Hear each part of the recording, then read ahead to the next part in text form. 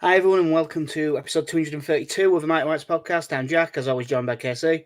Now Just the two of us on this occasion, and to be honest, it's going some to have that. We organised this at roughly 20 minutes notice. Things are very in the way this last couple of weeks. But we will just fly through this one. This one will probably be short as well, and then hopefully next week we can start getting a bit more on schedule because I'm off work for a couple of days. Anyway, how are you, KC? Yeah, not bad. Getting there. Yeah. So we'll briefly talk about the Millwall game because we didn't get to. And when nice things happen, you should make the most of it. So a game that we went in with not a great deal of confidence. Only Connie had us winning, and he only had us winning 2-1, and we won 3-0. Yeah, something that doesn't happen very often happened in spectacular fashion. It was really nice and very unexpected, given our trials and tribulations in the opening 5 games of the season at that point, or 6, whatever it was. Yeah. Really nice. And, I think one of the things that you kind of think maybe coming out of that is that we might be better away from home this season because teams are more likely to try and come at us as Millwall did. And it kind of leaves that, it leaves us more space to operate in and a lot less to break down compared to sort of the Chef Wednesday game, which obviously was horrendous. Yeah, because they really did come at us for what was it, about the first 15 minutes. They pressed high and put us under a lot of pressure, and we were really kind of struggling to get out. And against Chef Wednesday, where one of the criticisms that we had was Pirot wasn't pushing forward to be a 9, and he wasn't dropping deep into midfield. He was just sort of staying at 10 and not getting involved. And one of the things that helped change is that Pirot started dropping really deep, and it just gave us one extra option to pass, and that was enough to get around the press. And once we did that, because once that 15 minutes was done, we were better side by a mile. Obviously, the first goal was hilarious because there's nothing quite as funny as seeing real indignation from the opposition fans, especially when they're completely wrong. Those videos going around, oh, it's definitely handball. Oh, God, that's definitely a foul. It wasn't nearly handball. It wasn't nearly a foul. But once Archie Gray plays it out, there's the throw around. Everything's a bit all over the shop. One player throws themselves over, and suddenly we're on the break. But it was a really well-taken break. Ruta brings it out, plays it out wide to Nonto on the left. He plays it into Ruta's feet, and the just good awareness for Pirot to jump over the first pass and carry on his run into the box. Good touch, good finish. Really good goal. One of them that, what was it Farker said? Put that goal in a book and sell it. It was a fantastic goal. It was glimpses into the past of what Leeds United has been. It was really nice, really slick counter-attacking football. Just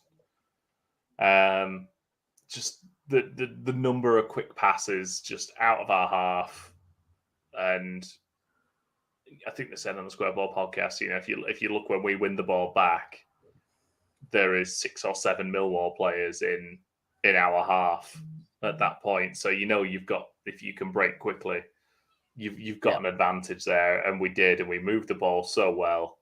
And it was really nice to see sort of that off the ball movement, from Pirot, because it's linking up with someone who he's only played with for a couple of weeks. So it's really nice seeing the attacking line sort of read the situation that well and link up as well as they did. But yeah, it was a really nice goal to score. Yeah, and from then on, we didn't really look in any danger. We were consistently the better side throughout. Tom Bradshaw had a pretty good chance at the start of the second half that Melier saved well. But they had to step out more and more and attack us more and more. And that just led to there being more space. And it was a good change from Daniel Farke to bring on Dan James, who has the pace to exploit that space. And second goal, he gets the ball played into him. Just a nice little ball between. You'd say it's a ball between the lines, but there was so much space that it barely was. It was just a pass, really. And Dan James just had 20 yards of space. He ran it well. Rutter makes an intelligent run, goes out to the right, plays it to him. Intelligent decision to not shoot and pass it back to him. And then Dan James, basically being Kevin De Bruyne, he could shoot, but instead he fake shots, fake stumbles, and just squares it to Joe Pirot, who has a tap in. Because, that is good forward play from Dan James. He took a really good chance that was like 10 yards out and turned it into a couldn't miss chance from 3 yards. Outstanding play. And he completely meant it. I mean, I think we'll come back to couldn't miss chances with the whole game. But yeah, I think the grin on Pirot's face just before he taps it in. So I'm surprised he didn't miss it laughing, to be honest. But yeah, it is classic Dan James, isn't it? Just yes, no, yes. Well done, Dan. But no, he did well on that. Obviously, yeah, he messed up the shot, but it worked out, and that's fine. And then for the third goal to seal it, Luke Ayling wins it well on edge of our box and plays a really good pass to set Dan James away. James just has pace, gets away, doesn't quite get the pass right, but takes a little deflection, beats the other defender. And Jorginho Rutter, having in the Sheff Wednesday game, tried to be really clever and deft and make a complete bollocks of it. So just put his foot through it and smashed it into top corner. Belting finish. And God, when that man smiles. In fact, you know what? When that boy smiles, that 6'4", built like a brick shithouse boy, he is there's just something about Jorginho Rutter. He's just so likable.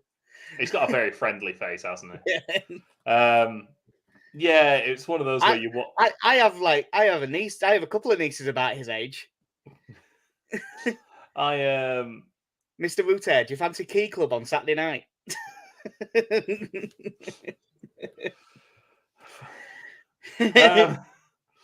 Yeah, bless him. I think the concern I always have, especially when you get into sort of areas like that, I always go back to Billy Painter away at Southampton, where you just look and go, everyone in this stadium knows what you're about to do, because you are not a confident man right now. Yeah, and with him, as we will get onto, it seems to be so hit and miss. Because it would have been so easy for him to think, I'll try and send the keeper the other way, or no, it was just touch, wallop, and it's all it needed to be. Yeah. And I'm really happy for him. And like I said, I think ultimately in that game the wingers probably didn't get up to what you would like them to. Nanto, I think, struggled a little bit with the physical side of it. And I think he got frustrated as the afternoon went on. But when you've got players like Anthony and Dan James that can come on, grand, it's not a problem.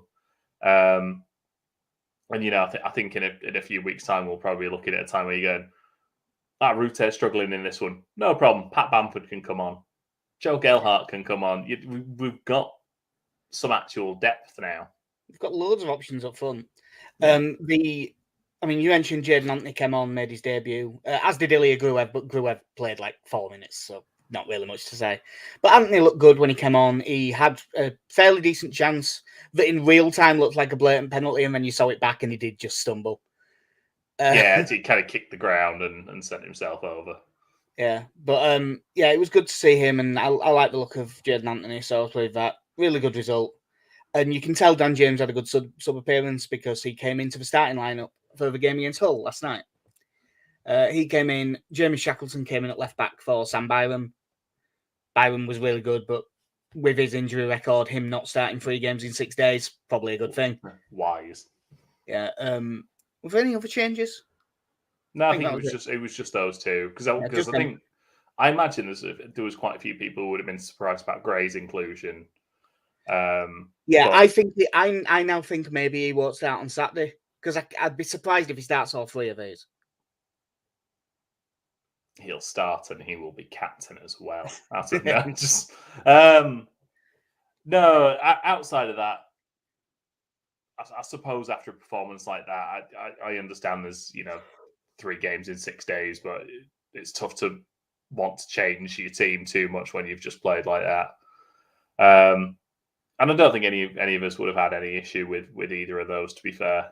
Like I said, Nonto sort of struggled a bit at Millwall, and you protect him by him, and Shackleton's done well when called upon. Yeah. But yes, on this one, you've got Nonto on the left and Dan James on the right to start with. But Nonto gets injured very early. What was it, about 15 minutes, something like that? Yeah, I think it's 15, 16 minutes. It's fairly early on. Yeah, I was going to pull that up and check it, but my computer's being a pain. Yeah, so there wasn't really a great deal early on. I thought that Hull, they played the ball about a lot better than I realised.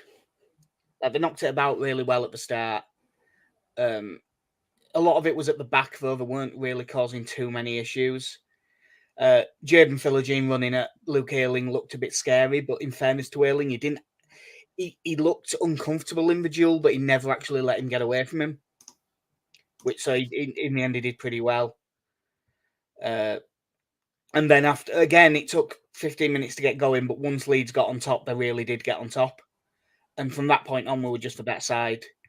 The main chance came in the first half, through ball to Rutter, clean through away. One of them where you have to say that they should score.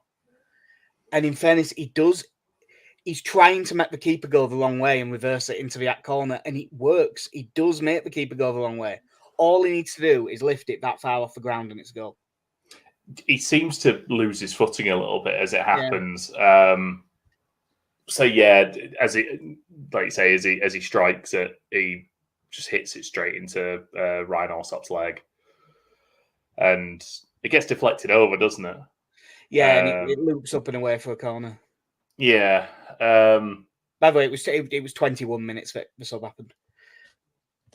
But with Rutter, I don't know when you look at stuff like that, if you kind of look at it almost like the Raheem Sterling situation of, you've had too much time for this.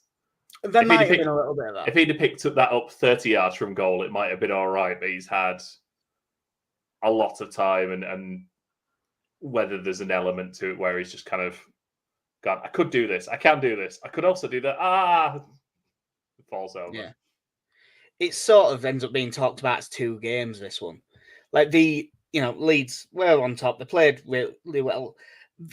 I don't think anyone was absolutely outstanding, which is why you end up getting to end. And this will happen a lot this season. A game where no one's outstanding, you'll get to end and say probably Ampadu at man at match. Like, it's sort of just, I think he'll end up, when everyone's just playing average, he'll probably stand out a little bit. But we're all over them. They made good blocks. Ryan Alsop made a really good save from Crescencio Somerville after a 1-2. It was just, a good performance, and you were watching it thinking, even with Leeds pessimism, you were watching it thinking, I reckon Leeds are probably going to win this. And then Joe Rodon gets sent off. Yeah. I think at first, when you kind of look at how he reacts, I think initially I thought he might have talked himself into a yellow card, because he wins the ball and then takes a heavy touch and then sort of stumbles into the back of, I can't remember who the whole player is. The first one, I honestly don't even think is a foul. Never mind a yellow card. He's stumbling at a 45-degree angle, that whole player, before he gets within a yard of him. Yeah. He just chucks himself over. Second one, I've no problem with. It's absolutely a booking. But that first one was a ridiculous decision. At first I was thinking that Rodon, because Rodon is very annoyed that the free kick is given for the first one. And he does have a bit of a shout. And at first I thought he might have talked himself into it, but watching it back, the referee goes to his pocket straight away for it. It doesn't even have to give it a moment's thought in his head. I looked and the refs almost treated it as if he stopped like a counter attack, like taking the cynical yellow card. Yeah, pulling the shirt or whatever. But it's just not that situation at all. No. And from that moment on, other than Rutte had a cut inside from the right and curled one wide with his left foot, other than that, it was all Hull from that point. Leeds made changes and sort of went basically 4-4-1 with Rutte up top. Cooper came on for Pirro, Jayden Anthony for Dan James. Jayden Anthony played a pretty disciplined role as a winger, didn't get to go forward that much. And it's one of them. The way that you were watching the game at 11v11, I'd have been disappointed finishing 0-0. But the game I watched 11v10, I'm delighted with a 0-0. Yeah, Hull create a lot of chances, don't they? And they get into a lot of good positions. I would disagree that they created a lot of proper chances. Yeah, like they did not have a shot on target in that whole game. Yeah, you know what? That's fair. I think you would say they dominated the final half hour. Yeah. Much in the way we dominated Sheffield Wednesday without actually creating a great doing a whole lot with it. And against Sheffield Wednesday, we had one great chance and Jorginho Rutter missed it. Hull had an even better chance. So, yes, yesterday was something of a long and eventful day for me. So I saw bits of the game. I listened to bits of the game. I had trials and tribulations with the red button and using the Sky Sports app on my phone. This moment came via the radio, and it's one of the moments where the audio really played in because the Hull fans had started celebrating before realizing that didn't go in. And I don't think that was unreasonable. No, it's it's squared across to a man who famously has a very good end product in Adama Traore. Is that you going for a joke or? Yes. Because it's not the same guy. It is. It absolutely is. Different one. It runs in the family. Yeah. The number of people, by the way, I saw this in a pub. The number of people going, I had no idea it was there, and then looking it up and going, oh no, it isn't him. But there is the breakaway, classic square it across goal, and it's 5-6 yards out, straight line tap in, and my God, does he hit it square into the post? Yeah, it is. He couldn't have picked out the post any better if he tried. Yeah, it doesn't. He hasn't just clipped the post. No, he's absolute dead center of it. It is. You won't see a worse miss from that this season, probably.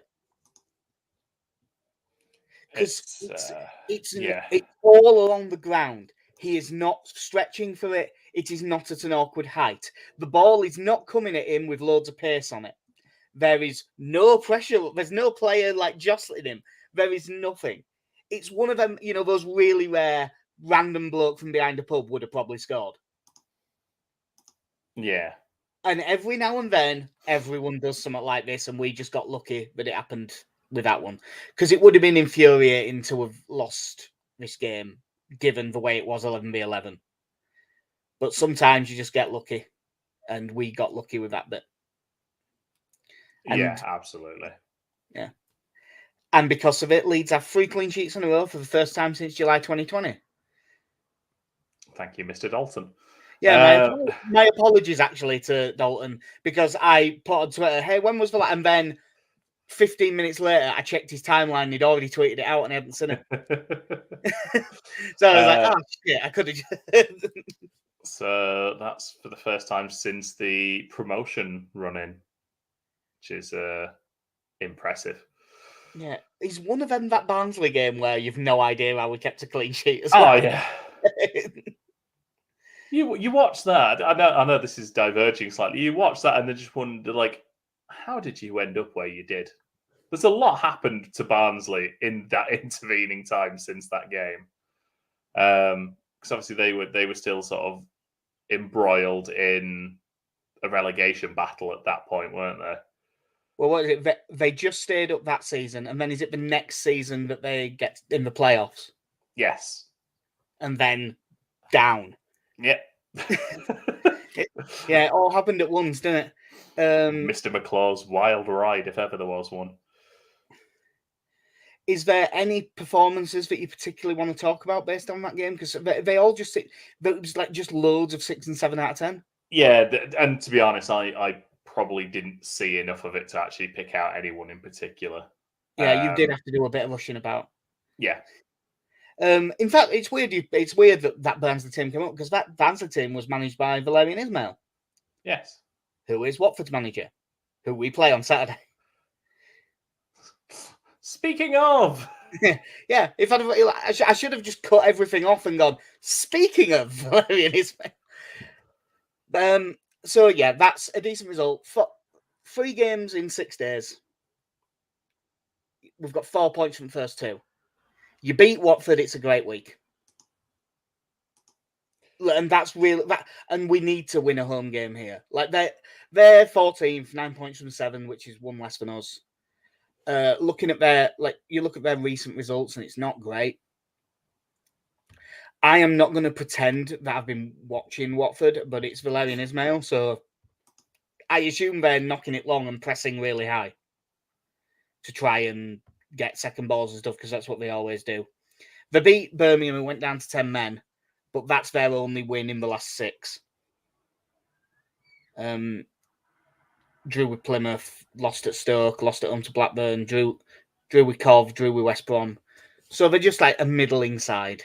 Sorry, I don't think you've done justice to this win against Birmingham either. It's a very short timeline of things that happen.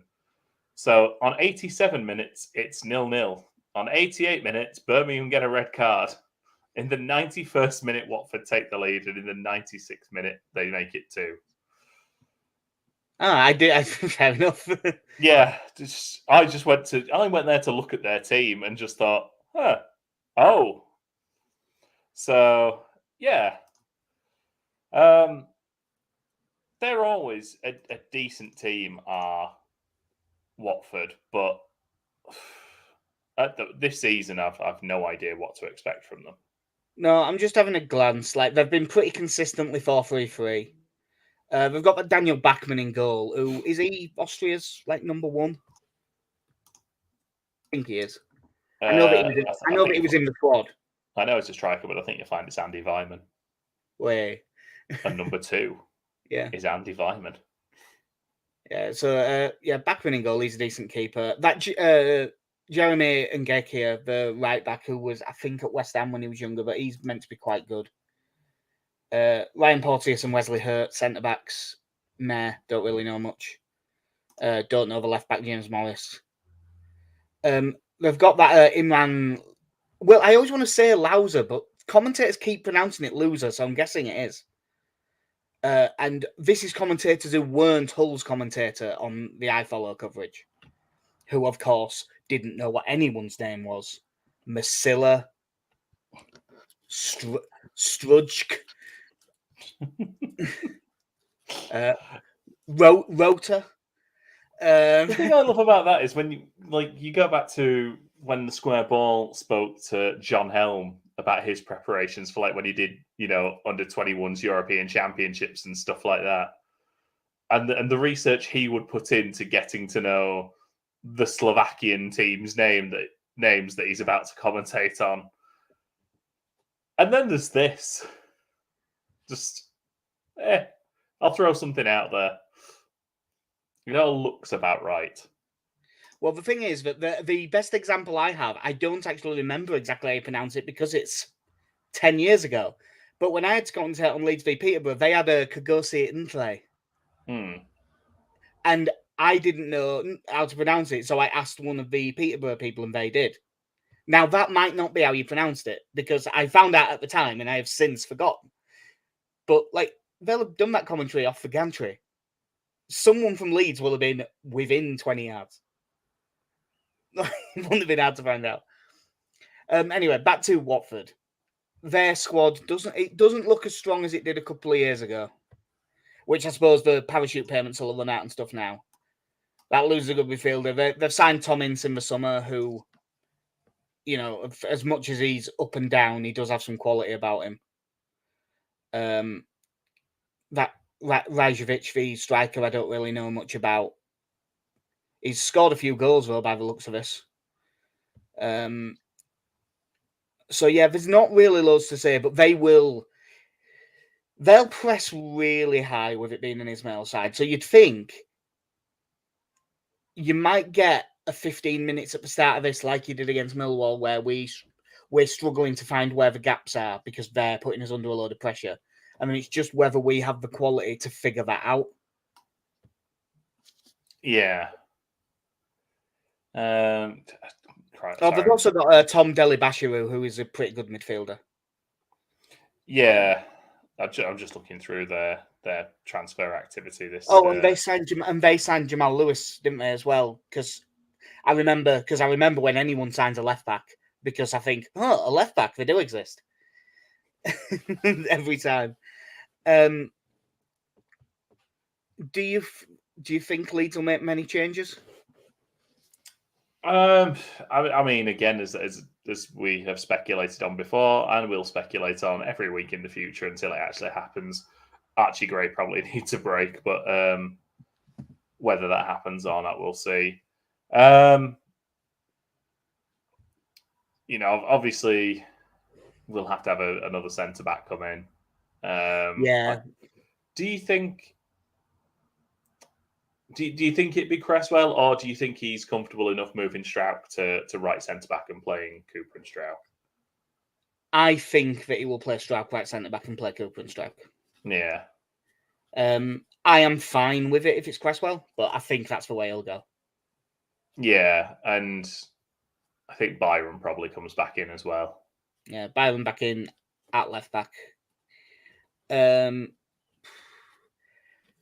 Nonto looked to have enough of a limp that he might be struggling for this game. So I wonder if we might see...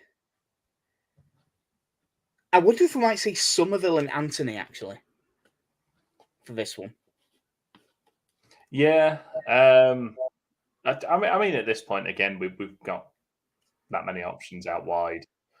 I feel comfortable with whatever we go with, but at this stage of the season, I don't feel a need to particularly risk anyone if we don't have to.